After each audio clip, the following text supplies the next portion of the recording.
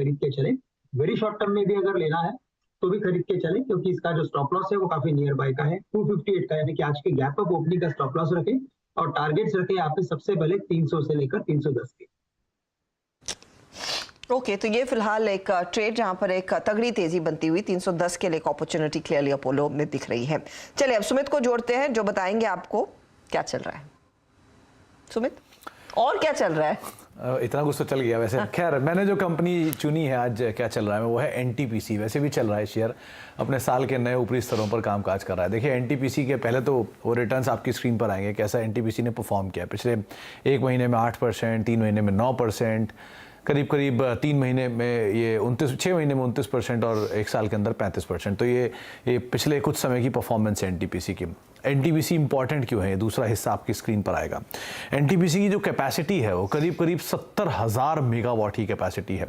इस देश की कुल कैपेसिटी का, भारत की कुल कैपेसिटी का जो 20% हिस्सा है वो अकेला एनटीपीसी लेके आता है। तो इसकी 70,000 की जो कैपेसिटी वाली प्लेट लेकर है डॉक्टर साहब, उसमें 70,000 मेगावाट की कैपेसिटी है खाली एनटीपीसी की।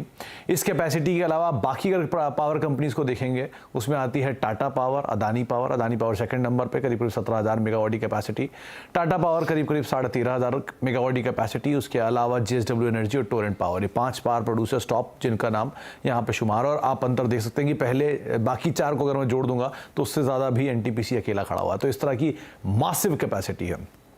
चल क्यों रहा है, कुछ पॉइंटर आपकी स्क्रीन पर आएंगे। पहला, जिन्होंने इनको झबुआ प्लांट जो है वो मिला है, जिनसे इनकी कैपेसिटी में 700 मेगावाट के आसपास एक नया एडिशन इनके प्लांट में होता हुआ दिखाई पड़ा। तो वो इनकी नई कैपेसिटी इसको फर्दर ऐड हुआ है। 925 करोड़ रुपए में एनसीएलटी में गई हुई डील थी जो कि इनको मिला है। तो 600 मेगावाट यहाँ से मिल गया, तो इसके मतलब 70,000 मेगावाट के आसपास ही कैपेसिटी पहुँच गई। इसके अलावा 2-3 और इंपॉर्टेंट आस्पेक्ट में, एक जो एनटीपीसी के पास कैप्टिव कोल माइन है उसका प्रोडक्शन करीब 62% बढ़ा है और कोल के प्राइसेस भी तेजी में है, तो रियलाइजेशन इनके लिए बेटर साइड पर आता हुआ दिखाई पड़ रहा है।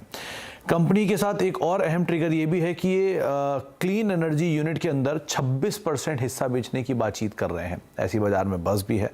और यहाँ पर ब्रूकफील्ड और साथ साथ कुछ और बड़े नाम जो हैं वो इस ग्रीन एनर्जी के अंदर शायद आते हुए दिखाई पड़ सकते हैं, खरीदारी कर सकते हैं। ऐसी बाजार के अंदर बज़ बनी हुई है, तो वो भी एक बड़ा ट्रिगर बन के सामने आ रही है। एनटीपीसी ने करीब 21 से 22% की जो जनरेशन में ग्रोथ है वो FY23 में अब तक अचीव भी कर ली है। तो इस तरह की ग्रोथ कंपनी Q1 के अंदर ऑलरेडी अचीव कर रहा है। तो ये तो कुछ फंडामेंटल ट्रिगर है जो कि स्टॉक को अभी चलाते हुए दिखाई पड़ रहे हैं। कुछ इंटरेस्टिंग फैक्ट और आपके सामने आएंगे एनटीपीसी को लेकर, जहां पर एनटीपीसी की टोटल कैपेसिटी है 70,000 मेगावाट की। उसके सामने 70,000 मेगावाट की कैपेसिटी का साइज कितना हुआ, आप ऐसे अंदाजा लगा लीजिए कि इस दुनिया की 146 देशों की कैपेसिटी से ज़्यादा सिर्फ एनटीपीसी कैपेसिटी है।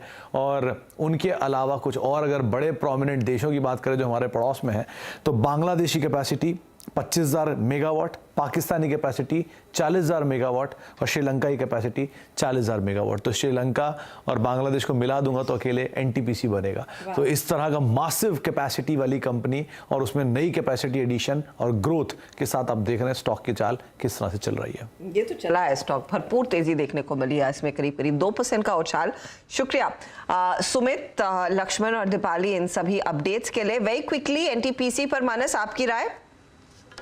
एनटीपीसी पे राय बिल्कुल पॉजिटिव है और मैंने पहले ही मेंशन किया कि जितने पावर स्टॉक्स हैं वहां पर हमें ब्रेकआउट देखने को मिला और उन्हीं में से एक एनटीपीसी है जहां पर 166 रुपए के ऊपर का ब्रेकआउट देखने को मिला है। काफी बेहतरीन वॉल्यूम देखने को मिले हैं। मेरा समझना है कि 172 रुपए 50 पैसे तक किस तरह आपको यहाँ पर